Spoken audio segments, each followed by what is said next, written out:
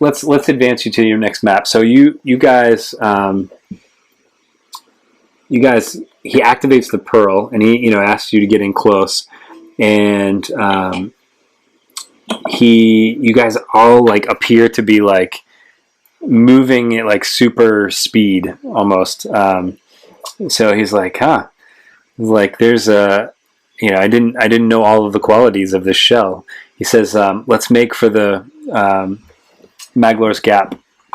And so he like dives in the water, and you guys have to kind of like scramble to keep up after him. So you guys are speeding off across the ocean floor, which used to be the land of Beleriand, and you follow a mountain or like hills, and you come to this sort of, well, it's a gap in the mountain range, and you sort of tunnel down into this sea cave, and you enter what used to be like, it looks like an old shrine of sorts, and there's about 5 feet of standing water, but there's actually air trapped in here above it. The necklace is still active for the people that are less than 5 feet. However, so if you are underneath the water, we have to follow these rules. If you're able to swing above the water, so for people like probably Faradir, Zelindor, and more Loman, you wouldn't necessarily have to follow these rules. However, if you get submerged or if the water levels rise, then you will. Does anyone else think it's pretty handy that we got that Silmaril right before this moment? You didn't get the Silmaril, you got a pearl. Oh, pearl. Sorry, the pearl. Yeah. It's called a plot device. I'd be drowning otherwise. Plot device.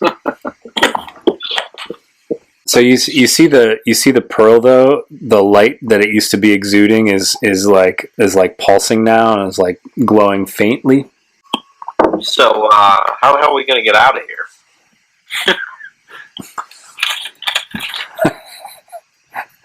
You play a good dwarf, Christian.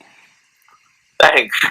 I'm stuffing my fat face as we speak, so still in RP mode. All right. So you guys are in this underground temple. There are some like broken pillars that kind of stick out of the water a little bit. There's the water is at about 5 feet. So unless Tessero and Burren are being carried, you guys are sort of still swimming. Do we have the super speed swim still? Yeah, you can. Your movement is you can like double your movement speed while the pearl is active. Who's wearing the pearl right now? Maglor. Or does it not matter? Is it just the range? It's the range. I'll put an aura on him so we know. Who's wearing it? Maglor. Maglor. Yep. Can we do perception checks to scout the room? Sure. All right. I think it's fitting that Burren is the first to notice something shiny. So up ahead, underneath the water, again, it's under 5 feet of water, so it's really hard to see. But the water's darker in a spot like right over here, and you see a faint blue light shining out of what looks to be some sort of deep part of the whatever you're in right now. Brennan's gonna kind of swim up to the surface so he can tell the rest of the group that he sees kind of a illumination up ahead, but it's very faint, straight ahead of the group. So Brennan's not going to waste any time. He's uncomfortable being in this water, so he's going to swim up towards it. All right, so let's do turn order. He's like, I want to get the F out of the water. Yeah, it's really creepy down here and really dark. The only light right now is from Maglor's glowing necklace, unless any of you have any light sources. I do. My sword is broken. Yep. Nice. R.I.P. Zelindor, what do you have? Produce flame. We're underwater, aren't we? Well, he's above the. I mentioned that there are some of these. You can see the pillars that are sticking up above the water. All right, so on your turn, you're going to do produce flame, huh? Okay, I thought that was like an initial action. No, not yet. Damn it. All right, so Faradir is. So Burn swims up, tells you this, and Faradir. So the information you have is there's like a deep part straight ahead, somewhere over here, and there's a faint blue light coming from what seems to be like a deep part, but it's super dark and kind of creepy. You know, remember that like the scene where they're in the garbage pit and you're not sure what's down there in Star Wars. It's like you don't know what's in this water with you. Alright. I'll just start. Yeah, Burns super creeped out. He's like, let's get in and get out of here. So he starts swimming. Swift forward. Well, let's go in turn order, guys. So Okay. back where you were. I move forward. All right, I move forward. you get twice the movement speed if you want it. All right, who's next? Tessero. How far can I move again? You could move to the edge. I'll do the same when it's my turn. All right. So at the end, are you guys like readying any actions or anything like that? Burns got a steady hand on his weapon, ready in case something jumps out. All right. Yeah, I guess Tessero also readies an action. All right. Did anybody heal John, by the way? I rubbed some dirt onto him. So I get him one feedback. All right. So you guys, after Burren moves, yeah. So before Maglor goes, after Burren, the faint blue light in front of you down in that pit goes out. Goes out, you said? Yeah, is like either goes out or is covered or something. And Burn like swims up to the top and he's like, the light's gone. and the water comes like rushing, like starts being like pushed towards you. Not exactly sure what's going on. Strong current moves through the. Oh, it's the Kraken. Yeah. I hope not. What's what it's called? Kraken. That would suck. DC 23 strength saving throw. Oh, you guys can see that? Oh yeah, that's fine. Sorry. No, it's all good. There's no hiding the fact that you guys are in for a tough fight here. This is probably the toughest creature you've fought so far. Oh, jeez. Wow. That's saying something. Do you want us to go ahead and make those con saves? No, I was just casting that just to look at it. Those are his lair actions. Oh, that seems fair. What are my lair actions for being in his lair?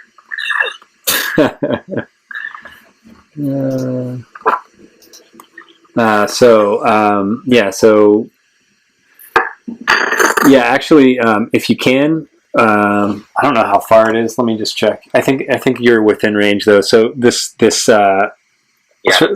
sort of the tidal effect comes into play. So you guys will need to make a DC 23 strength save.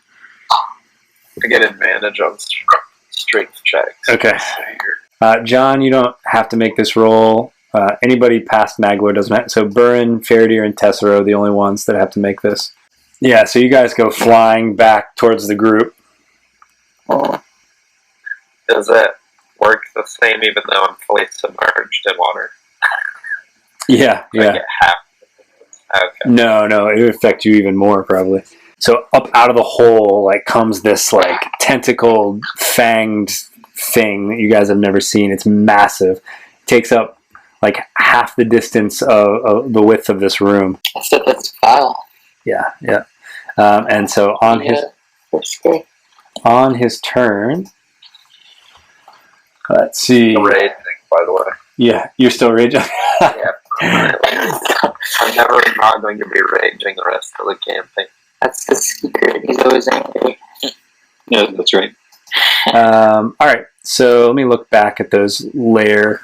Okay, so So the water, like your hair starts standing up on end, and the water, you see like static, like going between from the water to like the pillars into like the like. You see like the tip of Burns' helmet every once in a while, and like little static charge gets between the water and his helmet. See, and if it's not scientific, I scientifically sound, I apologize. You're over it. So the three of you that were out front are vulnerable to lightning damage. Was that because we felt the save? Let me see if there is a save. There is no save for this. No, it's just as a different layer action. So everyone in the room needs to make a con save DC 23. Basically, the only way you'll pass is if you crit. Most of you. I have advantage, so I didn't critically fail. So you guys, when he pops his head up, he basically the room gets like electrically charged, and everyone in the room takes 11 lightning damage unless you're vulnerable, and then you take 22 if you failed your save. And that's his. That's his turn. So Maglor actually like goes unconscious, and he like sinks beneath the water. Oh, jeez. That's super useful. Oh, does that mean the auras? No, the aura is still good. Actually, I have to leave him. Okay. Yeah, I was like, the aura's gone. Now it's Morloman's turn. This fight's about to be brutal. Is this a monster? Yeah. What do you? As opposed to, is this a trick question? Humanoid. Oh, you're asking what creature type. Oh, it's a gargantuan monstrosity, or a titan. Sounds like my ex-girlfriend, eh? They dominate monsters. You can try. Did you roll a 50? Oh, you can try. Is that your turn? That's what I'm going to try. Good lord. Saving throw. Okay. Yeah, he saves against it. As a legendary action, Oh, good lord. he is going to grab onto your hound of ill omen, and he hits. And you are grappled. You need to do a strength DC of 18 to get out of it. The hound is grappled. It's like grabbed by one of the tentacles. It looks like this Kraken has 10 tentacles that it can grapple creatures with. All right, Faradir, you're up. I'm going to try to move towards it again. Okay. I want to see what this thing's range is. Alright, so I can't leave this bubble. You can leave it. Your head is above water. Seems safe enough. What's that? I said seems safe enough. What could go wrong? So Faradir, is that as far as you can move? Yep. Okay. It is going to use another legendary action. It throws the Hound of Ill Omen at you. All right. Okay. Let's see here. You can make a dexterity save, DC 18, to try to get out of the way. All right, sweet. So you get out of the way. The Hound takes 5 damage from smacking into one of the pillars under the water. So it's gonna move like here. So you're technically underwater still. Yeah. With bows, it's just as advantage, right? Well, you. Let's see here. What does it say? I shared the rules with you. Underwater fighting. A ranged weapon automatically misses a target beyond the weapon's normal range. Even against a target within normal range, the attack roll has disadvantage unless the weapon is a crossbow. And that. Well, I'm going to say hello to my little friend, which is going to give me advantage, which I guess cancels the disadvantage. All right. And also he's my sworn enemy now. Okay, so only one of them. The last one hits, right? Correct. 46 damage. Wow. 46 damage. All right, nice hit. All right, so the monster lets out like a terrible roar and kind of like lifts himself up a little more out of the hole. Burn. I'm just gonna move up. I'm not able to. I'm gonna use the dash move. That's all I'm able to do, though. Okay. All right. So the Kraken is going to. Kraken is going to sort of push its way this way, and is going to make an attack on Burn, Fairdeer, and the Hound. 34 to who did I say first? Burn. 24 to the Hound and 31 to Fairdeer. Those are the attack rolls. There it is. Okay, so only 16 damage to Burn, which is halved. You half that, Christian, because you're raging. How much did you say? 16? Yeah. The Hound takes 18, and Fairdeer takes 19 damage. He just gets whacked. All right. That's what he's going to do. Okay, Maglor is still under the water. You guys are just ignoring him. He can breathe underwater, so it's cool. Assuming he's still alive. All right, more Loman. Oh, chain lightning. All right. Okay. It doesn't seem to phase the creature. What was that? What did he do? He cast chain lightning, which saved your asses in the last fight. Yeah, that's pretty good. And doesn't appear to do anything to the Kraken. We'll go to a Zelindor now. So you guys learned something from that attack? Immune to lightning. Right. Okay, I guess before we get to a Zelindor, he's going to use a legendary action. Oh, come on, man. Yeah, sorry. So, Burin, whose head is underwater, and Tessero, whose head is underwater, you guys see a cloud of ink that makes everything really hard to see. And I need you to do a con save, both of you, 23 DC. Okay. All right, so you guys take 7 poison damage from this ink. Oh, I'm resistant to poison damage. Okay, perfect. Wait, so is there anything else happening beside the 7 damage?